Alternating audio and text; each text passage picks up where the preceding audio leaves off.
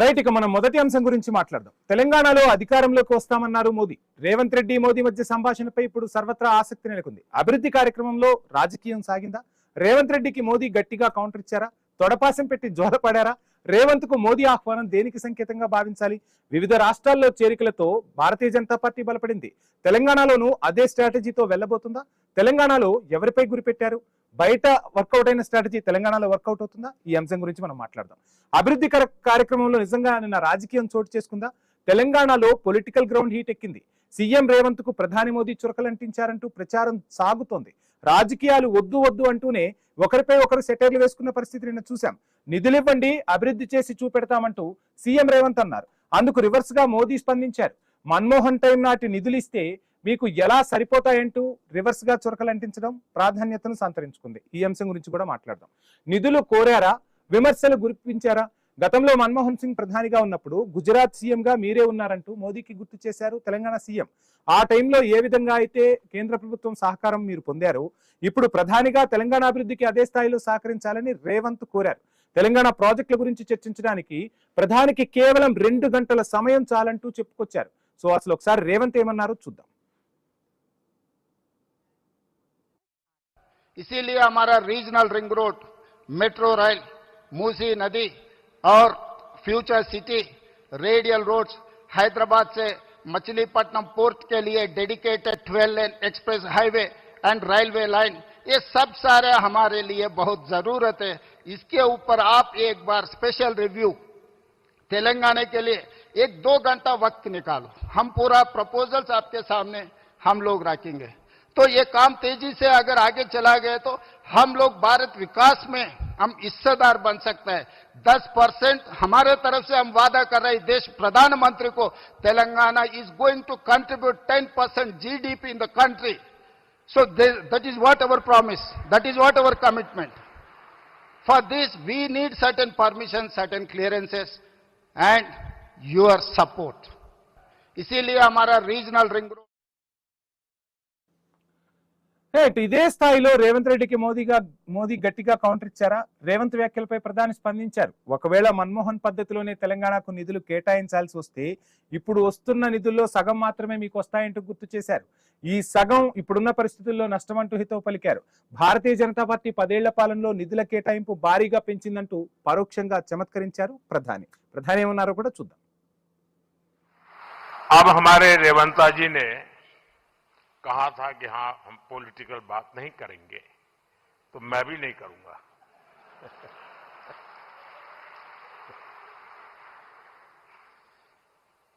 और इसलिए non political बात मैं रेवंता जी से कहूंगा कि 10 साल के शासन में भारत सरकार ने जितना गुजरात को दिया वो मैं आपको देने को तैयार हूं.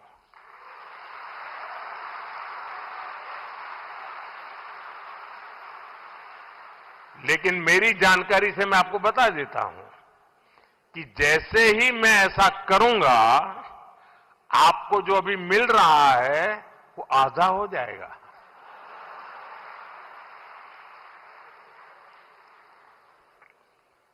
आप जहां पहुंचना चाहते हैं नहीं पहुंच पाएंगे.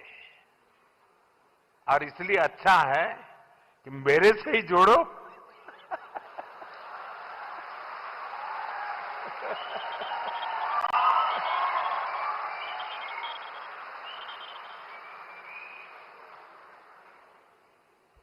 साथियों, हमारा एक पक्का विश्वास है कि डेमोक्रेसी में राज्यों में अलग अलग प्रकार की सरकारें होना कोई बुरी चीज नहीं है. लेकिन देश के विकास के लिए राज्यों का विकास भी उतना ही महत्वपूर्ण है. राज्यों के विकास के बिना देश का विकास संभव ही नहीं है. और इसलिए हमारी सारी योजना के केंद्र बिंदु में राज्यों का विकास हो, तेज गति से विकास हो, उस भाव को लेकर के हम सब मिलकर के चलें और 2047 विकसित भारत का తొడపాసం పెట్టి జోలపాడారా? అసలు ఏం జరిగింది? రేవంత్ పై పీఎం ఒకంత అసహనం వ్యక్తం చేసినట్టు కూడా తెలుస్తోంది. ఎందుకంటే నిధుల పేరుతో మన్మోహన్ సింగ్ పేరు గుర్తు చేయడంతో మోదీ గట్టిగానే వేసుకున్నారు. సో ఈ అంశం రాజకీయంగా చర్చకు దారితీసింది. నిజంగానే మోదీ గట్టిగా చొరకలంటించే ప్రయత్నం చేశారా? ఏం జరిగిందనేది కూడా మాట్లాడదాం. రేవంత్ కు మోదీ ఆహ్వానం దేనికి సంకేతం? మోదీ ఆహ్వానంపై రాజకీయ దుమారం మొదలైపోయింది తెలంగాణలో. రాజకీయంగా రేవంత్ ను బీజేపీలోకి రావాలని ఆహ్వానించారంటూ ప్రచారం సాగుతోంది. దీంతో సీఎం అలర్ట్ అయ్యారు. అదేమీ లేదు, అభివృద్ధి పరంగా కలిసి రావాలని ప్రధాని మోదీ పిలుపునిచ్చారంటూ మీడియాతో చిట్ చాట్ చేశారు సీఎం. బీజేపీ తెలంగాణలోనూ అదే స్ట్రాటజీతో వెళ్తుందా? పక్క రాష్ట్రాల్లో వెళ్ళిన స్ట్రాటజీతోనే. ఇప్పటికే పశ్చిమ బెంగాల్లో హిట్ కొట్టిన బీజేపీ తెలంగాణలోనూ పాగా వేసేందుకు ప్లాన్ సిద్ధం చేసింది. గ్రౌండ్ వర్క్ మొదలు పెట్టారు కమలం పెద్దలు. అటువైపు వ్యూహాలను చేస్తున్నారు కూడా. తెలంగాణలో అసలు ఎవరిపై గురిపెట్టారు? భారతీయ జనతా పార్టీ లక్ష్యం ఏంటి? బీజేపీ తెలంగాణలో ఉన్న పెద్ద లీడర్లపై కన్నేసినట్టు తెలుస్తోంది. పశ్చిమ బెంగాల్, అస్సాం మాదిరిగా పెద్ద నేతలకు వలవేసి పార్టీలోకి తీసుకురావాలన్న టార్గెట్ తో పని మొదలుపెట్టినట్టున్నారు. కాంగ్రెస్, బీఆర్ఎస్ నుంచి పెద్ద లీడర్లపై కన్నేసినట్టుగా అయితే రకరకాల అంశాలు చిక్కర్లు కొడుతున్నాయి. ఇదే అంశానికి సంబంధించి మనం మాట్లాడదాం. మాట్లాడే ముందు ఒకసారి బ్రేక్ తీసుకుందాం. స్టేట్ శేషు గారు ప్రముఖ రాజకీయ విశ్లేషకులు జూమ్ లో సిద్ధంగా ఉన్నారు. అదేవిధంగా గంగాపురం వెంకటరెడ్డి గారు భారతీయ జనతా పార్టీ అధికార ప్రతినిధి జూమ్ లో సిద్ధంగా ఉన్నారు. సత్యవతి గారు బీఆర్ఎస్ నుంచి మనకు జూమ్ లో సిద్ధంగా ఉన్నారు. అదేవిధంగా కార్తిక్ గారు టీసీసీ అధికార ప్రతినిధి మనకు జూమ్ లో సిద్ధంగా ఉన్నారు. కార్తిక్ గారు నమస్కారం. శేషు సార్, వెంకటరెడ్డి గారు, అదేవిధంగా సత్యవతి గారు నమస్కారం. నమస్కారం సార్. వెంకటరెడ్డి గారు, మొత్తంగా నిన్న పర్యటన మొత్తం చూసాం. తెలంగాణ పర్యటనకు సంబంధించి మొదటి అంశం మనం మాట్లాడుకుంటే హెచ్ఏసీసీలో జరిగిన సంభాషణ ఇప్పుడు రాజకీయంగా ఒక రకంగా పెద్ద ఎత్తున చర్చకు దారితీసింది. అంటే సీఎం కు డైరెక్ట్ గా ఒక రకంగా ఆహ్వానం ఇచ్చారా ప్రధాని అన్న రీతిలో చర్చ సాగుతుంది. ఏంటి అసలు ఆ సంభాషణ ఎలా చూస్తున్నారు? ఇప్పుడు ఒకటే వాస్తవానికి నిన్న ప్రధానమంత్రి గారు రేవంత్ రెడ్డి గారు పాల్గొన్నటువంటి సమావేశంలో, మొదటి సమావేశంలో ఈ చర్చ రావడం జరిగినటువంటిది మీరు వేశారు. ఎవరు ఏం మాట్లాడారు అనేటువంటిది కూడా మాకు వినిపించారు. అది నిన్నటి నుంచి కూడా మీడియాలో కథన పుంకాలుగా దాని మీద అనేక రకాల వ్యాఖ్యలు, రకరకాలుగా ట్రోల్ అవుతున్నటువంటి పరిస్థితి కనపడుతున్నటువంటిది. ఇప్పుడు అది ఒక అధికారపూర్వకమైనటువంటి సమావేశం. తెలంగాణ అభివృద్ధికి సంబంధించి అనేక వేల కోట్ల రూపాయలు ఏవైతే ఉన్నాయో వాటిని ఏ రకంగా జాతికి అంకితం చేసినారు, ప్రారంభించినారు అనేటువంటిది మనకు కనపడుతున్నటువంటి ఒక అంశం. అది రైల్వే ప్రాజెక్టులు కావచ్చు, లేకపోతే ఇతర సంబంధించినటువంటి రోడ్లకు సంబంధించినటువంటిది కావచ్చు. రకరకాల ప్రాజెక్టులు చాలా కాలం నుంచి అమల్లో ఉన్నవి, కొత్తగా అమల్లోకి వచ్చేటువంటివి, ఇవన్నీ కూడా మనకు కనపడుతున్నటువంటి ఒక అంశం. అధికారపూర్వకమైనటువంటి సమావేశంలో సరే రేవంత్ రెడ్డి గారు తనదైన శైలిలో రాష్ట్రానికి కావాల్సింది ఏంటి, ఎందుకంటే మన్మోహన్ సింగ్ గారు ప్రధానమంత్రిగా ఉన్నప్పుడు మీరు గుజరాత్ ముఖ్యమంత్రిగా ఉన్నారు కాబట్టి మన్మోహన్ సింగ్ గారు మీకు ఏదైతే ప్రోత్సాహం ఇచ్చినాడో ఆర్థిక పరమైనటువంటి నిధుల కేటాయింపులో కానీ, ఇతరత్ర కానీ, పాలసీల మీద కానీ, నిర్ణయం కానీ, ఇవన్నీ బహుశా ఆయన మైండ్లో ఉండి ఉంటుంది. మాకు కూడా అట్లా సహకరించండి. సహకరిస్తే మీరు అనుకుంటున్నట్టుగా వికసిత భారత్ 2047కు వచ్చేటప్పటికి తెలంగాణ ఆర్థిక వ్యవస్థ దేశ ఆర్థిక వ్యవస్థకు 10% జీడిపికి. అవును, ఇదంతా ఇంతవరకు బానే ఉంది. కానీ అక్కడ రాజకీయం మాట్లాడినట్టు అటు ప్రధాని అదేవిధంగా సీఎం ఇద్దరు కూడా రాజకీయ అంశాలు మాట్లాడిన పరిస్థితి కనిపించింది. ఓ రకంగా రేవంత్ ను ఆహ్వానించారన్న చర్చ సాగుతోంది. సో ఏంటి అంటే భారతీయ జనతా పార్టీ ఎక్కడైనా సరే ఇతర పార్టీల్లోని నాయకులను లాగేసుకొని అక్కడ స్ట్రాంగ్ అవుతుంది. పశ్చిమ బెంగాల్లో సువేందు లాగా ఇక్కడ కూడా రాజకీయాన్ని మొదలెట్టేసిందన్న చర్చ సాగుతుంది. ఇంకేం ఆన్సర్ చేస్తారు? ఇప్పుడు లాగేసుకోవడానికి ఏమన్నా రాయండి, తీసుకొని జేబులు వేసుకొని పోవడానికి, బ్యాగులు వేసుకొని పోవడానికి ఎవరి ఆలోచనలు వాళ్ళకు ఉంటాయి. ఎవరు ఏ పార్టీలో ఉంటారు, ఏ పార్టీలో ఉండరు, ఎప్పుడు ఏ పార్టీ మారుతారు అనేటువంటిది భారత ప్రజాస్వామ్యంలో మనం అనేక తరాలుగా చూస్తున్నటువంటి పరిస్థితి. ఇవాళ ఎన్నికైనటువంటి శాసనసభ్యుడు రేపు ఇంకో పార్టీ కలుస్తున్నటువంటి పరిస్థితి. కొత్త ఏం లేదు కదా ఇది. తెలంగాణ ఏర్పడిన తర్వాత 2014 నుంచి సుమారుగా 60 నుంచి 70 మంది ఎమ్మెల్యేలు, ఎమ్మెల్సీలు, పిసిసి ప్రెసిడెంట్లు, కేశవరావులు, శ్రీనివాసులు, అందరూ కూడా శ్రీనివాసులు అందరూ కూడా పార్టీ ఫిరాయించినారు. ఆ తర్వాత రేవంత్ రెడ్డి గారు వచ్చిన తర్వాత కూడా అదే కదా, 10 మంది ఎమ్మెల్యేలు, రకరకాలుగా జరుగుతున్నటువంటి ఆ చర్చకు నేను పోను. కానీ నిన్న జరిగిన దాంట్లో రేవంత్ రెడ్డి గారు చాలా కాలం నుంచి మాట్లాడుతున్నటువంటిది ఏమిటంటే బీఆర్ఎస్ కానీ కాంగ్రెస్ కానీ నిరాధారమైనటువంటి ఆరోపణలు కేంద్ర ప్రభుత్వం మీద చేస్తున్నటువంటిది ఏమిటంటే నిధుల కేటాయింపులో మాకు అన్యాయం చేస్తున్నారు, రూపాయి తీసుకుపోతారు, 42 పైసలు ఇస్తారు, రకరకాలుగా ప్రచారాలు చేసేటువంటి పరిస్థితుల వల్ల వాళ్ళకు ఒక సో ఎక్కడ కూడా ఏ పార్టీ నుంచి కూడా ఇప్పుడు నాయకులు అవసరం లేదా? భారతీయ జనతా పార్టీ ఉన్న నాయకులతోనే అధికారంలోకి రాబోతుందా? ఏ పార్టీల నుంచి వలసలను ప్రోత్సహించే ప్రయత్నం చేయదా? ఎవరు వచ్చినా ఎవరు రాకున్నా భారతీయ జనతా పార్టీ అధికారంలోకి వస్తుంది, దాంట్లో సందేహం లేదు. అది మాకు ఖచ్చితంగా ఉంది. ఎవరైనా అది గమనించి ముందు రావడానికి ప్రయత్నం చేస్తే చట్టసభల్లో వాళ్ళ సభ్యత్వానికి రాజీనామా చేసి రావాలా? అన్ని పార్టీలా కాదు కదా, కాంగ్రెస్ లాగా బీఆర్ఎస్ లాగా కాదు కదా, మా షరతు విధిస్తాము. టర్మ్ అయిపోయి ఉన్నాక రావచ్చు. మోదీ గారి నాయకత్వంలో కూడా భారతీయ జనతా పార్టీ సిద్ధాంతాల మీద నమ్మకం, విధి విధానాల మీద నమ్మకం ఉన్న వాళ్ళు ఎప్పుడైనా రావచ్చు. దాంట్లో విచిత్రం ఏముందండి? విచిత్రం ఏముంది? ఆశ్చర్యం ఏముంది? అయితే ఒకటేంటంటే మీరు ఒకటి గమనించాల్సింది, ఇప్పుడు మీరు గుజరాత్కి ఇస్తున్నారు, ఆ రాష్ట్రానికి ఇస్తున్నారు, ఉత్తర భారత తెలంగాణ డబ్బులని పోతున్నాయి అనేటువంటి ఒక విష ప్రచారం ఏదైతే బీఆర్ఎస్ కాంగ్రెస్ చేస్తూ వస్తున్నటువంటి దానికి ఆయన సూటిగా వ్యూహాత్మకమైన సమాధానం చెప్పినాడు.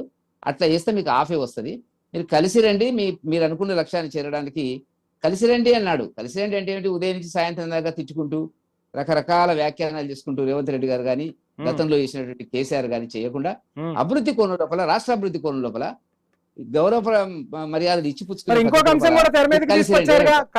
కనీసం కేవలం ప్రధాని 2 గంటలంటే 2 గంటలు కాన్సన్ట్రేట్ చేస్తే తెలంగాణ ప్రాజెక్టులకు సంబంధించి ఒక క్లియరెన్స్ వస్తుంది, 2 గంటల సమయాన్ని వెచ్చించండి అంటూ కూడా ఆ సభా వేదికగానే ప్రధాని అభ్యర్థించారు కదా. మరి 2 గంటల సమయం ఉండట్లేదా? అంటే చెప్పడానికి బాగానే ఉందండి. ఆయన చెప్పినటువంటి దాన్ని మీరు దాన్ని ప్రస్తావించారు. 2 గంటల టైం ఇస్తే అయిపోతుంది అంటే అయిపోయి కొన్ని ఉంటాయి, 5 కొన్ని ఉంటాయి, నిర్ణయాలు చేసే ఉంటాయి, నిర్ణయాలు చేయని ఉంటాయి, ఇబ్బందులు ఉంటాయి, దూరదృష్టితో ముందుగా తీసుకుపోయేటువంటి ఉంటాయి. కానీ అట్లా అనగానే అయిపోతుందా? 2 గంటలు మీరు చర్చిస్తే అంటే టిక్ పెడతారండి? ఏంటంటే మేము బుక్ పబ్లిష్ చేసినాం, మీరు టైం ఇవ్వడం లేదు. కానీ కేంద్ర ప్రభుత్వం గత 12 సంవత్సరాలుగా ఇచ్చినటువంటి వాటిని జిల్లాల వారీగా, ఐటెం వారీగా, రంగాల వారీగా మేము బుక్ పబ్లిష్ చేయబోతున్నాం. మీరు నిధులు 11 ఏళ్లలో 12 లక్షల కోట్లు ఇచ్చినాము. దీనికి కాదంటే చెప్పమన్నారా? స్థానిక సంస్థలకు 19,012 కోట్లు ఇచ్చినాము 2014 నుంచి. రైల్వే నెట్వర్క్ 5 లక్షల కోట్లు, రైల్వే బడ్జెట్ కేటాయింపు 36,200. నేను ఎందుకంటున్నానంటే రేవంత్ రెడ్డి గారు చేస్తున్నటువంటి విష ప్రచారం, వాళ్ళు ఇచ్చిన హామీలను నెరవేర్చలేనటువంటి ఒక పరిపాలన పరిస్థితి లోపల ఇవాళ కేంద్ర ప్రభుత్వాన్ని నిందించే ప్రయత్నం లోపల మోదీ గారు వ్యూహాత్మకంగా గుజరాత్కి ఇచ్చేదాంట్లో మీకు సగం వస్తుంది అని చెప్పినారు. కాదు అవును రేవంత్ రెడ్డి గారు తెలుసుకోవాలి. కార్తిక్ గారు, ఏంటి మొత్తంగా మోదీ సర్కార్ క్లియర్ గా తెలంగాణ ప్రభుత్వంపై కానీ తెలంగాణ ప్రజానికంపై కానీ ఎక్కడా వివక్ష లేదు, తెలంగాణకు నిధులు కేటాయించాం, ఒక రకంగా చెప్పాలంటే మీరు కలిసి వస్తే ఇంకా అభివృద్ధి చెందుతాం, వికసిత్ భారత్ 2047 లక్ష్యంగా కేంద్ర రాష్ట్ర సమన్వయాలు ముందుకు సాగితేనే దేశం అభివృద్ధి చెందుతంటూ కూడా ప్రధాని చెప్పిన పరిస్థితి. అండ్ ఏంటి మొత్తంగా రేవంత్కి ఏదో ఆఫర్ ఇచ్చినట్టుగా కూడా మీ పార్టీలో గుసగుసలు లొకలొకలు వినిపిస్తున్నట్టుగా తెలుస్తుంది. సో ఏం జరగబోతుంది? విభేదాలు లేవు. కాంగ్రెస్ పార్టీ నరేంద్ర మోడీ గారు చేసినటువంటి వ్యాఖ్యల్ని తీవ్రంగా ఖండిస్తూ దాన్ని వ్యతిరేకిస్తుంది. దాన్ని మీరు తీసుకొచ్చి లుకలుకలు అంటే దానికి ఎవరు ఏం చేయగలిగింది ఏం లేదు. ఈరోజు మోదీ గారు మాతో కలిసి ఉండండి అని అన్నారు. కలిసి ఉండండి అంటే ఏంది? బీజేపీ పార్టీలో జాయిన్ అవ్వాలా? గతంలో కల్వకుంట్ల చంద్రశేఖరరావు గారిలా కాకుండా నేరుగా ఎప్పుడు ప్రధానమంత్రి గారు వచ్చినా ఎయిర్పోర్ట్కి వెళ్ళి గౌరవప్రదంగా ఈ రాష్ట్రానికి వచ్చినటువంటి అతిథిని రిసీవ్ చేసుకోవడం అంటే కలిసి ఉండడం కాదా? కేంద్రంలో నేను ఎవడిని కలవను, నువ్వు గోకినా గోకొకపోయినా నేను నీతో గోకుతూనే ఉంటా అని చెప్పి మాట్లాడిన ముఖ్యమంత్రి దగ్గర నుంచి ఈరోజు మాకు సమయం ఇవ్వండి, ఈ రాష్ట్రానికి ఒక ముఖ్యమంత్రిగా నాకు మీరు పెద్దన్నలాగా ఈ రాష్ట్ర ప్రభుత్వం కేంద్ర ప్రభుత్వం 2 కలిసి పనిచేయాలి అనడం కలిసి ఉండడం కాదా? ఏం కావాలి? కలిసి రావాలంటే వీళ్ళ దగ్గరికి వీళ్ళ పార్టీలు వెళ్ళి చేరడమే కదా ఇంకా చివరిగా వారు చెప్పింది. కాబట్టి ఈరోజు నిన్న రేవంత్ రెడ్డి గారు ముఖ్యమంత్రి గారు మన్మోహన్ సింగ్ అని పేరెత్తినారంటే ఆయన కాంగ్రెస్ పార్టీ నాయకుడిగా ఆయన పేరెత్తలేదు సార్. గతంలో ఆయన ఈ దేశ ప్రధానమంత్రి అంటే అన్ని పార్టీలకు అన్ని రాష్ట్రాలకు కూడా వారు ప్రతినిధి, వారు ప్రజాప్రతినిధి. సో గతంలో మన్మోహన్ సింగ్ అంటే ఓన్లీ ఆయన ఒక రిఫరెన్స్ తీసుకున్నారు. గతంలో మీరు ముఖ్యమంత్రి ఉన్నప్పుడు మన్మోహన్ సింగ్ గారు ఎట్లయితే ప్రధానమంత్రిగా మీకు సహకరించిండో ఈరోజు నేను ముఖ్యమంత్రిగా ఉన్నా, మీరు ప్రధానమంత్రిగా ఉన్నారు, నాకు కూడా అట్లా సహకరించండి, నేను నా రాష్ట్రాన్ని అభివృద్ధి చేసుకుంటా, నిధులు ఇవ్వండి అంటే ఆయన మాట్లాడుకుంటూ ఎంత కుసంస్కారంగా మాట్లాడినాడు సార్. ఆవో మీరు సార్ జోడో అంటాడు ఆయన. ఇంతకన్నా కుసంస్కారం, ఇంతకన్నా దిగజారిన రాజకీయాన్ని నరేంద్ర మోడీ గారు ఇంకెప్పుడు చెయ్యరు అన్న ప్రతిసారి ఆయన కాదు తప్పు నేను ఇంకా దిగజారే మాట్లాడతానని రుజువు చేస్తుంటే ఏమనాలో నాకు అర్థం కాలేదు. అయితే ఆయన ఏమంటాడు? గతంలో ఇచ్చినట్లు ఇస్తే నువ్వు అనుకున్న లక్ష్యాన్ని చేరలేవు, నాతో కలువు, నేను నీ లక్ష్యాన్ని చేరుస్తా అంటున్నాను. అంటే ఏంటి? గతంలో ఇచ్చినటువంటి నిధులు అంటే ఇక్కడ మనం చూడాల్సింది కౌంట్ ఆఫ్ రూపీ కాదు, వాల్యూ ఆఫ్ రూపీ అంటే ఆ రోజు ఉన్నటువంటి డాలర్తోని రూపాయి మారకం విలువ ఎంత, ఈ రోజు ఎంత, ఆ రోజు 1000 కోట్లు ఇచ్చినారు కాబట్టి ఈ రోజు కూడా నేను 1000 కోట్ల ఇస్తా అంటే దీన్ని పాలన పైన అవగాహన లేదు, సంస్కారం లేదని మాత్రమే చెప్పొచ్చు సార్. అయితే ఈ రోజు మోదీ గారితో కలిసి లేదు, నాతో కలిసి రాని రోజు ప్రత్యేకంగా చెప్తున్నాడు. అయితే 7 ఆగస్ట్ 2016 నాడు గజ్వేల్కి ఇదే ప్రధానమంత్రి గారు వస్తే నాడు గౌరవనీయులు పెద్దలు నేటి ప్రధాన ప్రతిపక్ష నాయకులైనటువంటి కల్వకుంట్ల చంద్రశేఖరరావు ముఖ్యమంత్రిగా ఉంటే వారు ఏమన్నారు sir, we don't need aid, just we need your love and blessings, we are not demanding 50,000 crores or 1 lakh crores, we are demanding only your love and blessings because we know the state limitations and the government limitations అని ఆ రోజు కల్వకుంట్ల చంద్రశేఖరరావు గారు మాట్లాడుకుంటూ ఈ రాష్ట్రానికి రూపాయి అడగలేదు, కానీ ఈ రోజు మేము రాష్ట్ర ప్రజలకు మేలు చేయాలనుకుంటున్నప్పుడు ఎందుకు నరేంద్ర మోడీ గారు ఇట్లాంటి కుసంస్కారమైనటువంటి మాటలు మాట్లాడినారో అర్థం చేసుకోవాలి. అయితే సార్ గతంలో కూడా ఈ రోజు ఈ రోజు బీజేపీ వాళ్ళు ఏమనుకుంటున్నారంటే రాష్ట్రాలు అన్ని మేము గెలుచుకుంటూ వస్తున్నాం, మేము నిరాంకాటంగా మాకు విజయం పరంపర కొనసాగుతుందని వాళ్ళు అనుకుంటున్నారు. సార్ ఒక విషయం గుర్తుంచుకోవాలి, ఈ వేదికగా ఐ న్యూస్ వేదికగా ప్రజలు గమనించాలి.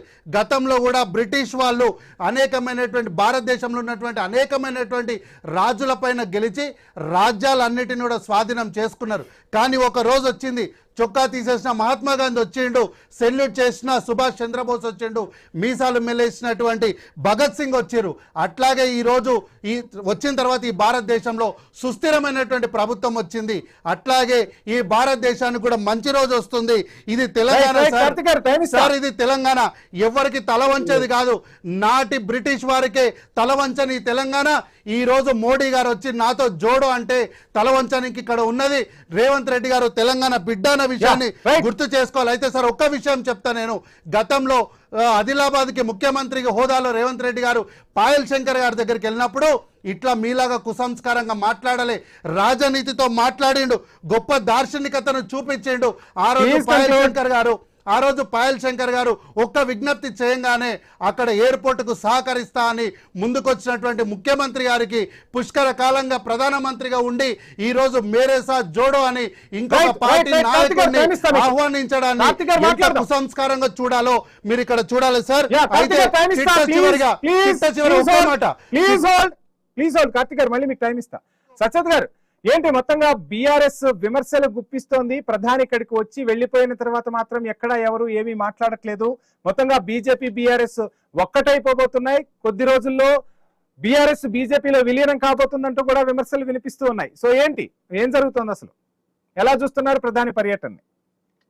కాంగ్రెస్ మాట్లాడేది పెద్ద జోక్ అండి. ఎందుకనంటే నిన్న సమావేశంలో మోడీ గారు, రేవంత్ రెడ్డి గారు, అదే విధంగా పక్కన బండి సంజయ్ గారు వాళ్ళ ఇకలు పక్కపక్కలు అన్ని మనం కళ్ళారని చూసింది. కలిసిపోయేది వాళ్ళు. దాదాపు కాంగ్రెస్ ప్రభుత్వం తెలంగాణలో ఏర్పడినప్పటి నుంచి ఈ రోజు వరకు వాళ్ళు ఇచ్చినటువంటి హామీల అమలుకు సంబంధించి బీజేపీ ఏ రోజు మాట్లాడలేదు. హైడ్రా పేరుతో ప్రజల ఇల్లు కూలగొడుతుంటే బీజేపీ దాన్ని వ్యతిరేకించలేదు. నిరుద్యోగులు రోడ్ల మీదకి వచ్చి కొట్లాడుతుంటే మీరు 2 లక్షల ఉద్యోగాలు ఇస్తామని హామీ ఇచ్చారు కదా, ఏమైంది అని చెప్పేసి ప్రశ్నించలేదు. అదే విధంగా 6 గ్యారంటీల మీద ఈ రోజు బండి సంజయ్ కావచ్చు, బీజేపీ నాయకులు కావచ్చు, ఎవరు మాట్లాడింది లేదు. ప్రభుత్వం ఏర్పడినప్పటి నుంచి ఈ రోజు వరకు వాళ్ళ మధ్య తెలంగాణ రాష్ట్రంలో బీజేపీకి కాంగ్రెస్ కి మధ్య ఉన్న ఆ సఖ్యతను చూసి ఈ రోజు మోడీ గారు రేవంత్ రెడ్డి గారిని ఆహ్వానించడం జరిగింది అనేది స్పష్టం. దీనికి సమాధానం చెప్పుకోవాల్సింది రేవంత్ రెడ్డి గారు, అదే విధంగా కాంగ్రెస్ పెద్దలు. అంతేకాదు రేవంత్ రెడ్డి గారే స్వయంగా గతంలో ఆయన పరిషత్తులో పనిచేశానని చెప్పేసి నా స్కూలు ఏబీవీపీ అని చెప్పేసి ఆర్ఎస్ఎస్ అని చెప్పేసి స్వయంగా ప్రకటించుకున్న సందర్భం కూడా ఉంది. కాబట్టి వినిపిస్తున్నాయి కదా, ప్రధాని ప్రశ్నించడం గానీ, ప్రధాని తెలంగాణకు వచ్చినప్పుడు గానీ కనీసం అప్పుడు ముఖ్యమంత్రిగా ఉన్న కేసీఆర్ వెళ్ళకపోవటం, మనకు రావాల్సిన నిధుల గురించి ఎక్కడా ప్రశ్నించకపోవటం వల్ల చాలా వెనకబడిపోయామని చెప్పి మీపై విమర్శలు కూడా వినిపిస్తున్నాయి కదా. ఖచ్చితంగా ఎందుకు ఆహ్వానించాలి? బీజేపీ 10 ఏళ్లలో ఏమి తెలంగాణకు చేసింది? తెలంగాణ కోసం చేసింది ఏంది? ఒకటే ఒక అంశం నేను మీకు గుర్తు చేస్తాను. మీరు లేదంటే ప్యానెల్లో ఉన్న కాంగ్రెస్ వాళ్ళు, బీజేపీ వాళ్ళు ఉప్పల్ చౌరస్తాకు రండి సార్. ఉప్పల్ చౌరస్తాలో ఒక ఫ్లైఓవర్ ఉంది, దాదాపు 10 ఏళ్ల కాలమైంది. ఈ రోజు వరకు ఆ ఫ్లైఓవర్ ని కంప్లీట్ చేయలేదు. అదే విధంగా కేంద్ర ప్రభుత్వము తెలంగాణకు ఇవ్వాల్సినటువంటి నిధులు ఏవైతే ఉన్నాయో ఎక్కడికక్కడ కోత పెడుతూ ఇబ్బంది పెట్టిన సందర్భంలో ఎందుకు సహకరించాలి అని చెప్పేసి నేను ప్రశ్నిస్తున్నాను. తీసుకపోయేది 100 రూపాయలు, ఇచ్చేది 42 రూపాయలు అని చెప్పి చెప్తున్నప్పటికీ కూడా 42 రూపాయలలో 40 పైసలు కూడా ఖర్చు పెట్టకుండా పొద్దున్న లేస్తే బీఆర్ఎస్ రెక్కలు ముక్కలు చేసుకొని అందరూ కూడా కేసీఆర్ కావచ్చు, కేటీఆర్ కావచ్చు, హరీష్ రావు గారు కావచ్చు, బీఆర్ఎస్ లో ఉన్నటువంటి ప్రతి ఎమ్మెల్యే కష్టపడి 70 ఏళ్లలో సాధించనిది 10 ఏళ్లలో సాధించి చూపిస్తే వాళ్ళ మీద కక్షపూరితంగా కాళేశ్వరం మీద అదే విధంగా లక్షల కోట్ల అవినీతి జరిగింది అని చెప్పేసి, లేదంటే ఇంకో రకమైనటువంటి ఇబ్బంది పెట్టిన సందర్భంలో ఎందుకు ఆహ్వానించాలని చెప్పేసి నేను ప్రశ్నిస్తున్నాను. అదే విధంగా అంతెందుకు గవర్నర్ గారు చేసినటువంటి వ్యవహార శైలి మీకు తెలీదా? గవర్నర్ గారి దగ్గరికి ఏ ఫైలు పోయినా కానీ రాష్ట్ర ప్రభుత్వానికి సంబంధించి తన సంతకం చేసిందా?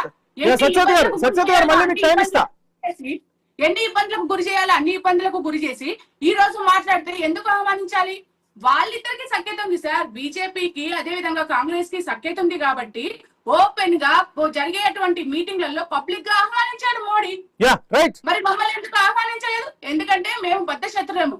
బద్ధ శత్రులం అంటే ఎందుకు బద్ధ శత్రులము?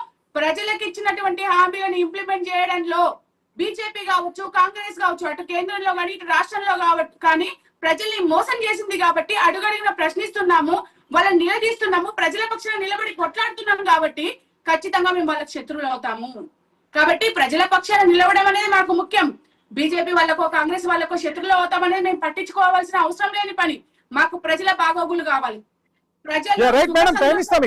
మళ్ళీ టైం ఇస్తాను, మాట్లాడదాం ఈ అంశం గురించి మాట్లాడదాం. ఒకసారి బ్రేక్ తీసుకుందాం. స్టేట్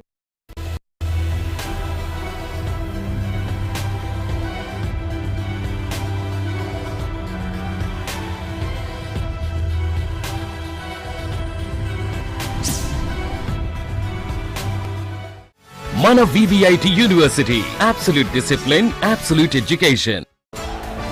ఈ రోజు బాత్రూమ్ లోని మొండి మరకలకు గట్టి పోటీ ఇస్తుంది కొత్త హార్పిక్ బాత్రూమ్ అల్ట్రా క్లీనర్. రోజువారీ ఉప్పునీటి మరకలు, పసుపచ్చదనం నుండి మొండి తుప్పును కూడా అల్ట్రా శుభ్రం చేస్తుంది. కొత్త హార్పిక్ బాత్రూమ్ అల్ట్రా క్లీనర్, మరక ఎలాంటిదైనా సరే మొత్తం బాత్రూమ్ అల్ట్రా శుభ్రం. క్లాసులో అందరికంటే ఎక్కువ అటెండెన్స్ నాదే, రోహన్ది కాదు. ఇంత తేడా ఎందుకు? తేడా అల్లా ఇంత కొంచెమే. ఇంత కొంచెం డెటాల్ ఇక్కడ, ఇక్కడ, ఇక్కడ, ఇంత కొంచెం ఇక్కడ. అందుకే నువ్వు వ్యాధుల బారిన పడవు, స్కూల్ కూడా మిస్ కావు. ఇంతతోనే ఇంత తేడా ఉంటుందని. ఎక్కడ డెటాల్ ఉపయోగించబడుతుందో అక్కడ ప్రజలు తక్కువగా అనారోగ్యానికి గురవుతారు. మాస్టర్ మైండ్స్ కామర్స్ చదవాలనుకునే 10th ఇంటర్ విద్యార్థుల తొలి ఎంపిక. మమ్మల్ని ఇంప్రెస్ చేయడానికి బాత్రూమ్ ఇప్పుడే శుభ్రం చేసావా? పొద్దున 9 గంటలకి చేసా. పరిమళం ఇప్పటిదాకా నాట్ పాసిబుల్. కొత్త thick Lizol fresh and clean bathroom cleaner ఇస్తుంది 10 రెట్లు శుభ్రత, ఇంకా 12 గంటల వరకు నిలిచే పరిమళం. కొత్త Lizol fresh and clean bathroom cleaner. మన VVIT university, absolute discipline, absolute education.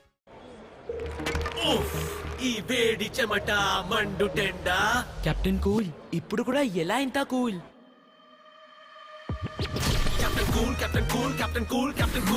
వేసవిలో బాడీ కూల్ గా ఉంటే తప్ప మైండ్ కూల్ గా ఉండదు. అందుకే డెటాల్ ఐసీ కూల్. ఇది వేడి చెమట వల్ల వచ్చే జర్మ్స్ తొలగించి ఇస్తుంది 3 రెట్లు ఎక్కువ cooling.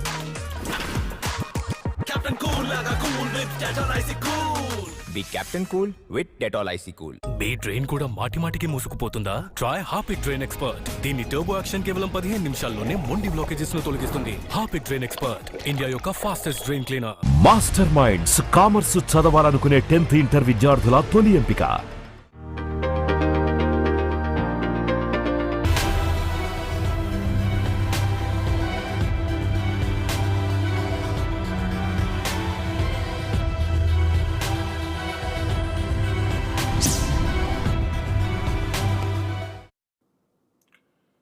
Welcome back.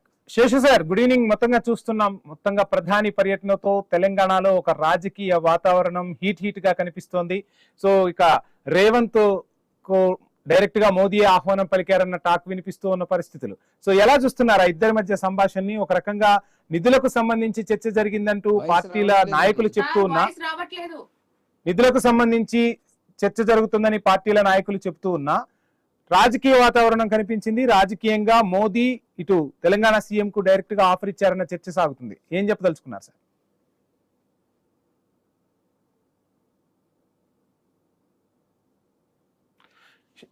Seshu sir, I'm audible? Vamsi మీరేం అడిగారు వినపడలేదు. ఇప్పుడు ఇప్పుడు ఇప్పుడు నా వాయిస్ వస్తుందా మీకు? Okay okay right. Seshu sir, మొత్తంగా చూస్తున్నాం సీఎం పిఎం మధ్య నిన్న ఆసక్తికర సంభాషణ జరిగింది. మొత్తంగా పిఎం సీఎం కు ఆఫర్ ఇచ్చినట్టుగా వార్తలు చక్కెర్లు కొడుతున్న పరిస్థితి. సో ఎలా చూస్తున్నారు వాళ్ళిద్దరి మధ్య సంభాషణను? ఏం జరుగుతుంది తెలంగాణ రాజకీయాల్లో? వంశీ అందరికి నమస్కారం. యా, మోడీ మూడోసారి కేంద్రంలో అధికారంలోకి వచ్చిన తర్వాత 2 సంవత్సరాల తర్వాత తెలంగాణలోకి మొదటిసారి వస్తున్నారు. మొదటిసారి వస్తున్నప్పుడు సహజంగా మోడీ ఏం మాట్లాడతారు, మోడీ ఏం చెప్తారు అనేటటువంటి ఆసక్తి సహజంగా నెలకొంటుంది. అయితే హెచ్ఐసిసిలో జరిగినటువంటి అధికారిక కార్యక్రమంలో కానీ, పెరేడ్ గ్రౌండ్ లో జరిగినటువంటి రాజకీయ కార్యక్రమంలో కానీ మోడీ ప్రసంగం పెద్దగా ప్రభావితంగా నాకు కనపడలేదు. ఏదో సాదాసీదాగా ప్రసంగం, ఓ మామూలు ప్రసంగంగానే నాకు కనపడింది తప్ప ఓ పెద్ద ప్రభావితమైనటువంటి ప్రసంగంగా నాకేమీ అనిపించలేదు. బహుశా ఆ తర్వాత అంటే మే 11 నాడుకు వచ్చేసరికి కూడా రాష్ట్ర వ్యాప్తంగా అదే అభిప్రాయం చాలా కనపడుతుంది.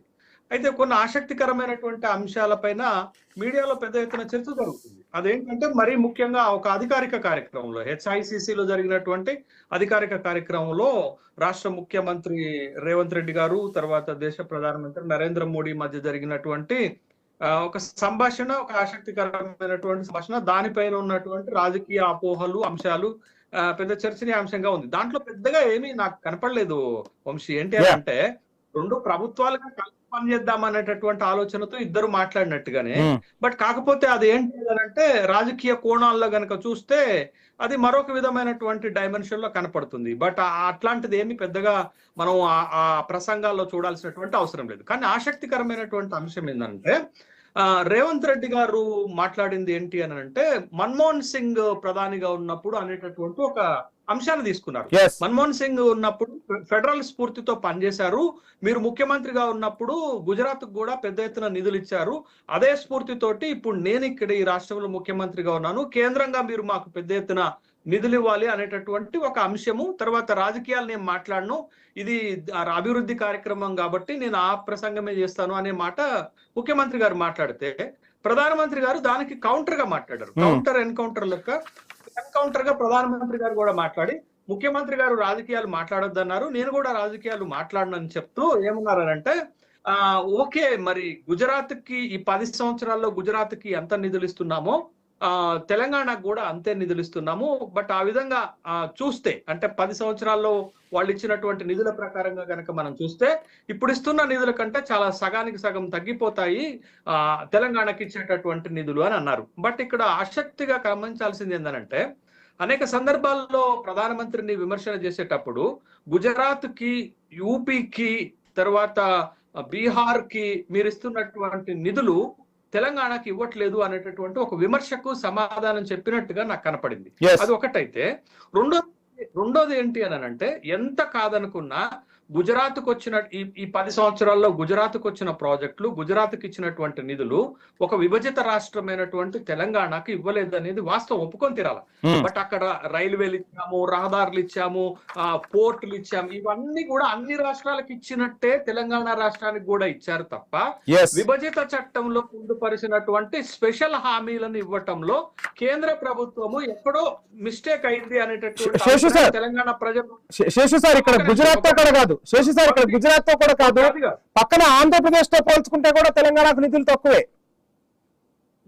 అదే ఆ 4 రాష్ట్రాలకు సంబంధించినటువంటి అంశం చాలా కీలకమైన ఒక ఇంట్రెస్టింగ్ పాయింట్ చెప్తాను వంశీ. ఇక్కడ ఏంటి అని అంటే నేను ఇందాక చెక్ చేసుకున్నాను, నేను ఒక ఎకనామిస్ట్ గా చెక్ చేసుకున్న అంశం ఏంటంటే 2014లో ఈ దేశ బడ్జెట్ ఎంత ఉంది అనేటటువంటిది చెక్ చేస్తే 17 నుంచి 18 లక్షల కోట్ల రూపాయలు ఉంది. ఇవాళ బడ్జెట్ ఎంత ఉంది వంశీ? 58 లక్షల కోట్ల రూపాయలు ఉంది. ఆ రోజు 1000 కోట్ల రూపాయలు తెలంగాణ ఉమ్మడి ఆంధ్రప్రదేశ్ కి ఇస్తే ఇవాళ మేము 5500 కోట్ల రూపాయలు ఒక రైల్వేలకి ఇస్తున్నామని ప్రధానమంత్రి గారు చెప్తున్నారు. ఓకే, కానీ ఆ రోజు బడ్జెట్ అవుట్లే ఎంత, ఈ రోజు బడ్జెట్ అవుట్లే ఎంత? 4 టైమ్స్ అదనంగా పెరిగినటువంటి క్రమంలో మీరు ఇస్తున్నటువంటిది ఆ లెక్కన చూసినా గానీ ఏం పెరిగినట్లు, ఏం స్పెషల్ గా ఇచ్చినట్లు అనేటటువంటి ప్రశ్నకు ప్రధానమంత్రి గారు ఏం సమాధానం చెప్తారు? ముఖ్యమంత్రి గారు ఇంకొక ఇంట్రెస్టింగ్ పాయింట్ చెప్తారు. ముఖ్యమంత్రి గారు ఈ బడ్జెట్ 2026-27 బడ్జెట్ కు ముందు రాష్ట్ర ప్రభుత్వం నుంచి 1,38,000 కోట్ల రూపాయల ప్రతిపాదన కేంద్ర ప్రభుత్వం ముందు పెడితే బడ్జెట్ లో ₹1 కూడా అదనంగా ₹1 మనకు రావాల్సిన 33,000 కోట్ల రూపాయలు కాకుండా ₹1 కూడా అదనంగా ప్రత్యేకంగా మా విభజన చట్టంలో పొందుపరిచినటువంటి హామీలను ఇస్తామనేటటువంటి ఒక్క మాట కూడా చెప్పలేదు అని అంటే తెలంగాణ పదంతో ఏ దృష్టితో చూస్తున్నారు అనేటటువంటి అభిప్రాయం తెలంగాణ ప్రజలకు ఎలా కలుగుతుంది అనేటటువంటి ఒక ప్రశ్న వస్తుంది. ఇది ఒకటైతే, రెండోది మీరు మాతో కలిసి పనిచేయండి నిధులు ఇస్తాము అని అంటే ఇవాళ ఒక ఫెడరల్ స్ఫూర్తి ఉంటుంది. నీతి ఆయోగ్ పెట్టినప్పుడు ఒక మాట చెప్పారు. ఏం చెప్పారంటే రాష్ట్రాలు బలోపేతం అయితేనే దేశం బలోపేతం అవుతుందని నీతి ఆయోగ్ లో ఒక ఫండమెంటల్ ప్రిన్సిపల్. తెలంగాణ వికసిత్, భారత్ వికసిత్ అనేది ఇద్దరు చెప్తున్నారు. వాళ్ళు 2047 వాళ్ళు చెప్తున్నారు, 2047 తెలంగాణ రైజింగ్ వీళ్ళు చెప్తున్నారు. బట్ ఇద్దరు కలిసి పనిచేయాలని అనుకుంటున్నటువంటి క్రమంలో కలిసి పనిచేయాలా? ప్రభుత్వాలుగా కలిసి పనిచేయాలా, రాజకీయ పార్టీలుగా కలిసి పనిచేయాలా, లేకపోతే రేవంత్ రెడ్డి భారతీయ జనతా పార్టీలోకి వెళ్ళి కలిసి పనిచేయాలా అంటే దీనికి మనం అటాచ్ చేస్తున్నది ఏంటి అని అంటే అస్సాంలో హిమవంత్ బిశ్వ శర్మ పనిచేసినట్టు. మరో అంశం కూడా ఉంది, ఆ అంశం గురించి కూడా మాట్లాడదాం, మళ్ళీ వస్తాను మీ దగ్గరకు. సడన్